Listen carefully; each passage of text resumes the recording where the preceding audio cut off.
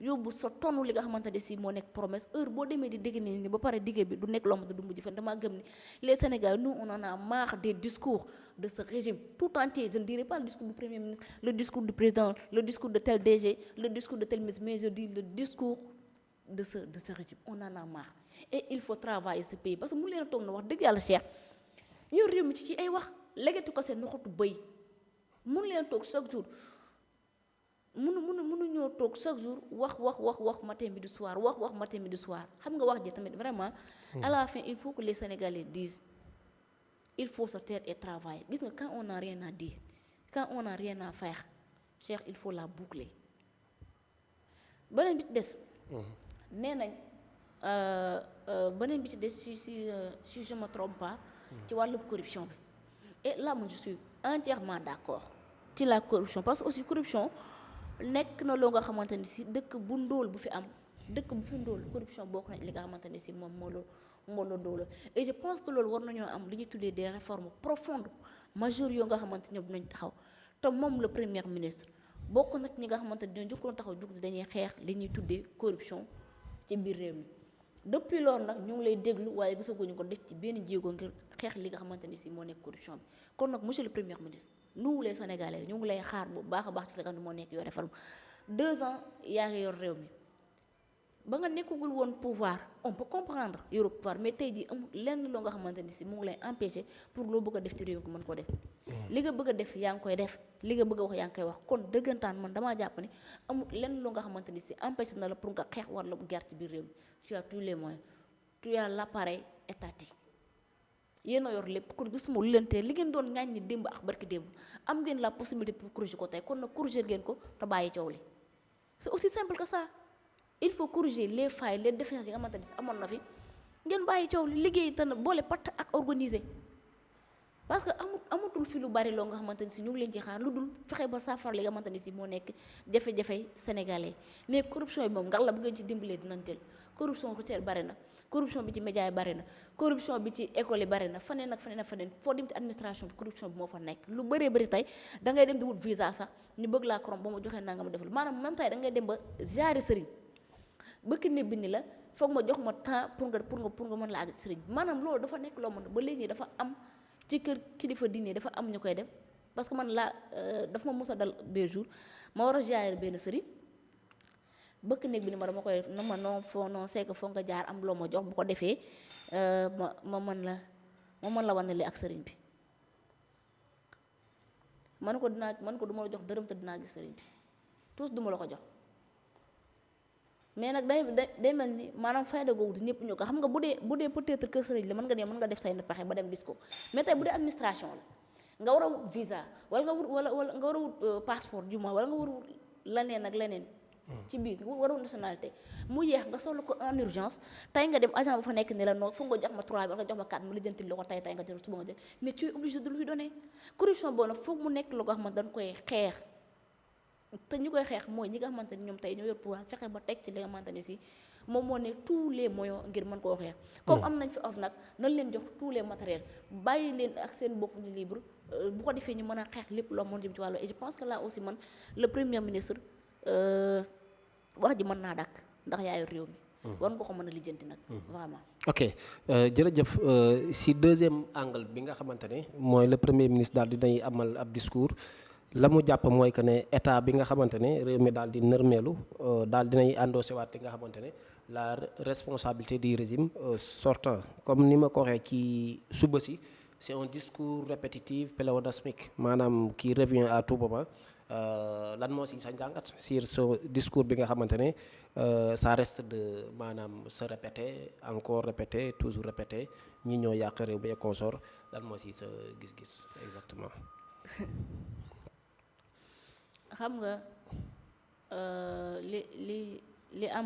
li am ba des mooy que ni heure bu defee sorti moom grand heure bu defee sorti lépp politisé maanaam moo nekk koo nga xamante ne si bokku ci ñuy assumer ses responsabilités parce que ñàkk assumer responsabilité dépassé wul nga dem ba Kaolack yaakaar naa Kaolack la campagne arachidière bi la faay am nga jël lépp jiñ ko le ministre bi yor agriculture bi ak ministre bi nga xam moo yor dafa ak réew jiñ leen lépp yow c'est mel ni ñeexu nen xam nga toujours day jël les projets de la faute jël responsabilité yi jox ko ñeneen ñi il accuse le passé moom grand bi gis nga heure bu dikkee day mel ni moom moo ñëw ngir sauver li nga xamante ni si moom moo nekk dëkk bi heure bu ñëwee day mel ni moom moo nekk le messie de la politique heure bu dikkee day mel ni moom moo mën a defar lépp moo xam lépp ñëw ak li nga xamante ni si moo nekk des tas de promesses mais sans solution c'est ça xam nga ñaari at moo ngi nii nañu waxante dëgg 2 ans boobu ba léegi amut lenn loo nga xamante ni si lu concret la lu grand bi jël teg ko ci li nga xamante ni si moo nekk loxo sénégalais boo ko gisee wax ma te li muy wax ni bu dëgg nee ma aji juum nga je rectifie tout de suite. je te repose la question. voilà. ñaari at moo ngi nii Cheikh. ñun ñëpp xam nañ ne. dëkk bi nga xamante ni si tey moom la Pastef hérité ñoom bu ñuy ñëw Macky Sall def na entretien avant muy dem bi mu demee def na entretien comme quoi que tous les signaux étaient au vert ñun ñëpp xamoon ne ñoom bi ñuy ñëw fekk nañ dëkk bi mu nekk dans les voies de développement fekk nañ ko ci yoon bu dul dëgg rek nee mu dëgg nii bii ñëw fekk ñu réew mi dans les voies de développement parce que lu bon amoon na loo xamante ne ay leviers yoo xamante ne ki fi nekkoon bàyyi na ko fi dem na ñoom nag ñoo waroon ñëw doxal li nga xamante ni si moo nekk la continuité parce que l'État c'est de la continuité fekkoon nañ fi dëkk boo nga xamante ni si mu ngi doon dox ni mu mane parce que aussi quoi qu'on puisse dire donte ne amoon na ay défaillances li nga xamante ni si moo nekk le plan Sénégal émergent amoon na ci lu baax loo nga xam ne ñoom mettroon nañ ko en place gis nga Macky leen lañ ko mën a ŋàññi mu nekk son bilan immatériel bi nga xamante ni si defoon na ko ku génn mu tëj la ku sëqat mu jàpp la ku tis li mu tëj la ku yëngatu mu rëq sa ndigg loolu li ñu xamoon nañ ko te ñëpp dañ ko doon dénoncer mu daal di nekkoon l'instrumentalisation de la justice bi nga xamante ni amoon na mu nekk un bilan immatériel bi nga xamante ni je pense que ñëpp a ko ñaawlu et là c'est clair c'est visible jàpp plus de 200 jeunes tëj leen ci biir kaso bi loo nga xamante ni ñëpp nee na woon du yoon du dëgg jàpp kër nit barricade ko pendant des jours ñëpp nee na woon lii du dëgg ñenn ci nawleem mi ci mbokkam mi la ngaa métti ci le dossier de xombalan de la révolution là indi ci ay problème ñëpp xamoon nañ loolu dëgg du yoon mais quoi qu'on puisse dire mooy fekkante ni si peut-être wàllum économie wàllum finance ak yeneen Macky tegoon na dëkk bi dans de bonnes conditions wàllum santé mi ngi doon tabax ay hôpitaux defoon na couverture maladie universelle wàllum njàng mi réfectionné woon na li nga xamante ni si moo nekk université yi defaraat ko wutal leen ay matelas wutal leen nangam ak nangam yu bëree bëri wàllum yoon yu bëree bëri mu ngi ko doon def kon damaa gëm ni dëggantaan boo arrêté réew mu mel noonu yow bi nga dikkee yaa waroon a continuer ci li nga xamante ni si moo nekk logique boobu nga xool li nga xamante moo nekk ay failles nekk lu baaxul nekk ay défaillances nga jël ko defar ko mais ñoom justice bi nga xamante ni moom la ñu gënoon a ŋàññi ci nguur gu Macky Sall ñu justice bi baaxul Macky dafa instrumentaliser la justice def ko un moyen de lutte politique un outil de lutte politique di ci rëq ndiggu ñi nga xamante ni si ñoom la bokkalool yoon tey ñoom justice boobu bon dikkee dañuy def pire que ki nga xamante ni si moo nekk Macky Sall waaye comme yow li nga gënoon a ŋàññi bi nga dikkee loolu nga doon def ko pire boo dikkaatee di ñu wax ne moo yàq réew moo def lii moo fi def lii ceci ak cela du ñu bett léegi 2 ans moo ngi nii sa parti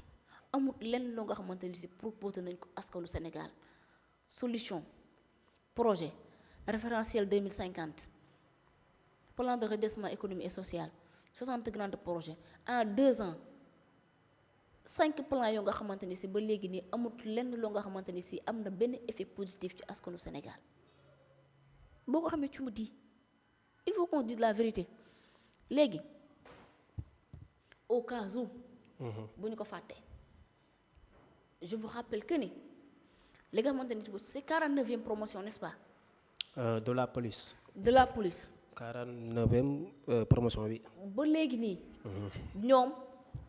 jotaguñu li nga xamante ni si moom moo nekk seen ay rappel jotaguñu li nga xamante ni moo nekk seen ay salaire depuis 24 mois tey la lan 5 février wala 4 février. le premier. tey la. 1er février. Cheikh tey du 1er février gën a ci li nga nekk. xawla calendrier bi première la. ba léegi nii on est ci li nga xamante ni moo nekk au mois de février amagut lenn loo nga xamante ni si ñoom jot nañ ko xaaral moo vérifié ba xam tey la lan tey la 4 février. ba léegi ni jotaguñu li nga xamante ni si moom moo nekk seen ay paiement damaa jàpp ni Cheikh moom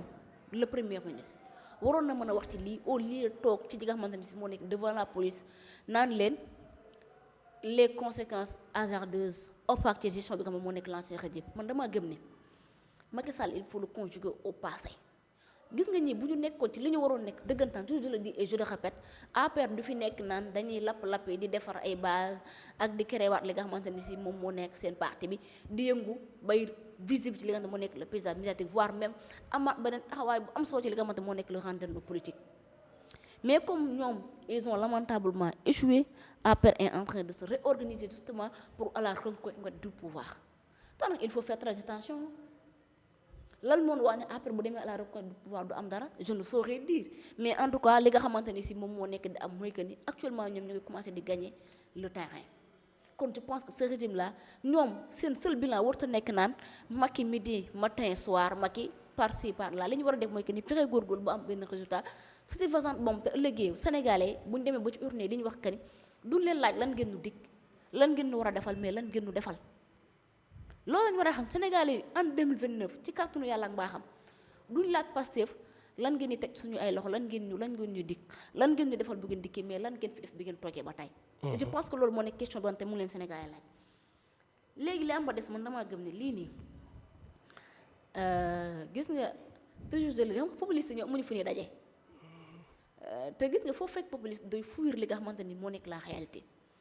gis nga fuir réalité bi mënta dépasser. nga dem jàkkaarloog li nga xamante ni si moo nekk les policiers ñun la 49e promotion de la police ba léegi ni fayagul seen ay salaire nga ni ko fa ñukk duñu wax ci Macky Sall. maanaam lii bu dul détourner ce regard bu dul fuir li nga xamante ni moo nekk la réalité bi am lan la tu me dis c'est quoi. gis nga am na ci loo xamante Sénégalais yi ñu ngi koy xaar mu nekk benn justice bu nga xamante day am ñoom ñoo ñëwoon ay martyrs dafay am. ñoom ñoo woon doon def révolution ñoom ñoo ni woon li nga xamante ni si moo nekk loi d'amnistie bi ñu bëgguñu ko kon nañu abroger cette loi d'amnistie et je pensais que justement tey le premier ministre bi mu demee ci devant les policiers waroon na mën a parler ci li nga xamante moo nekk cette loi d'amnistie parce que quoi qu'on puisse dire policiers yi ñoom les FDS ñoom ñoo génnoon ci mbedd mi doon jàmmaloo jëm moo nekk les manifestants balee am na ci ay policiers yoo nga xamante ni si ñàkk nañ ci seen bakkan am na ci ay policiers yoo nga xamante ni si Cheikh ñàkk nañ ci seen tànk am na ci ay policiers yoo xamante ni ñàkk nañ ci seen loxo am na ci ay policiers yoo nga xamante ni si daanaka ñàkk nañ ci seen ay liggéey am na ci ay nit ñoom ñàkk nañ ci seen bakkan nangama et je pense que tey loolu noonu justement ça ne se reste que à la mémoire de ces gens qui ont perdu la vie justement cher ñu abrogé li nga xam ne moo nekk cette loi d'amnistie mais mënuñu fee nekk chaque jour moom mu wëy di takkal di accuser li nga xamante ni si moo nekk l'ancien régime xam nga moom moo ne ñu man na xam na am na projet am na solution kon nag ba mu fi nekk di lamenter wu et di pleurnicher wu cher li bëgg mooy que ni un leader ne se pleurniche pas gouverner c'est pleuvoir gouverner c'est s'assumer gouverner cher justement mooy que ni nga àngu li nga xamante ni si moo nekk problème yi nga nangu situation bi nga xamante ni fekk nga fi nga teg sa tànk toog liggéey réew mi loolu la ñuy sàkku li nga xamante ni moo nekk sa régime là mais nekkut ni dañoo war a ñëw Cheikh di jooytu di yuuxu di lamenté wu di pleurnicher li nga xamante ni si moom moo bu nekk 2 ans ñu ngi leen jox réew mi vous n'avez rien fait de concret dans ce pays amul leen dara lu ngeen teg ci loxoy Sénégal xanaa toog di yuuxu naan Macky Sall matin midi soir on en a marre de Macky Sall on en a marre de l'APR on en a marre des accusations li ñu bëgg mooy que ni vous travaillez ce pays une bonne fois pour toutes loolu moo nekk ne moo leen laaj mais pas de nous dire toujours de nous rappeler l'histoire de Macky Sall. Macky Sall c'est du passé il veut le conjuguer au passé et ngeen jublu ci li nga xamante moo nekk les enjeux de l'heure et les urgences yi nga xamante ni si moom moo nekk de l'heure actuellement Sénégalais au cas où vous l'avez oublié Sénégalais nee nañu sonn nañu damm nañu tay nañu xiif nañu mar nañu ñu ngi yuuxu wuy wallooy te gisaguñu ku leen jàppale wuy wallooy googu nag foog ngeen jàppale Sénégalais ci wuy wallooy gi mais loolu mooy dëgg mais Sénégal yuuxu wuy wallooy dimbaliwu leen Sénégalais xanaa ngeen bëgg a toog dindi Macky mais Macky ba kañ ngir yàlla yàbbil leen Macky Sall ngeen dox ci liggéey comme yéen ne ngeen Macky mënul Macky baaxul mu ak njabootam dañoo sàcc alalu réew mi jox nañ def leen réduction des comptes boobu léegi 2 ans yi léegi dañuy nekk la judiciarisation du mandat ba léegi nii ça li mu mujjee jur mooy que la montagne a finalement accouché li nga xamante ni si moo nekk d'une souris ba léegi nii mujjee wut dara cette réduction des comptes dafa mujjee nekk échec bu ñu ko mënee tuddee noonu. ngeen nit ñi Macky Sall def dara ci wàllum njàng mi ak njàngale mi ñu jox leen réew mi ba léegi nii tey jii nga xamante ni si tey grève gëjoon naa am ci wàllum bourse étudiants yi di grève ngir li nga xamante ni si moo nekk bourse ngeen ñoon Macky Sall deful dara ci wàllum santé mi ñu jox leen réew mi ba léegi nii amul dara loo xamante teg leen ko ci wàllum santé lu dul di suspendre li nga xamante ni si moo nekk ay santé yoo nga xam tegoon nañ ko fi avec le plan wala le plan Sénégal émergent wala les programmes yi nga xamante ni tegoon ay Promovilles le PUDC yeneen ak yeneen ak yeneen ngeen ni Macky Sall deful dara ci li nga xamante ni si moom moo nekk politique sociale ñu jox leen réew mi ngeen jël au lieu que ngeen maintenir wala ngeen yokk li nga xamante ni si moo nekk aide yi ngeen jël dagg li nga xamante ni si moo nekk bourse de sécurité familiale yéen politique sociale defu leen fi dara employabilité des jeunes defu leen fi dara wàllum santé tegu leen fi leer couverture maladie universelle bi fu mu toll wàllum njàng ak njàngale mi gars étudiants yaa ngi bëgg a dee G7 ñu ngi menacé de grève syndicalistes yi ñu ngi grève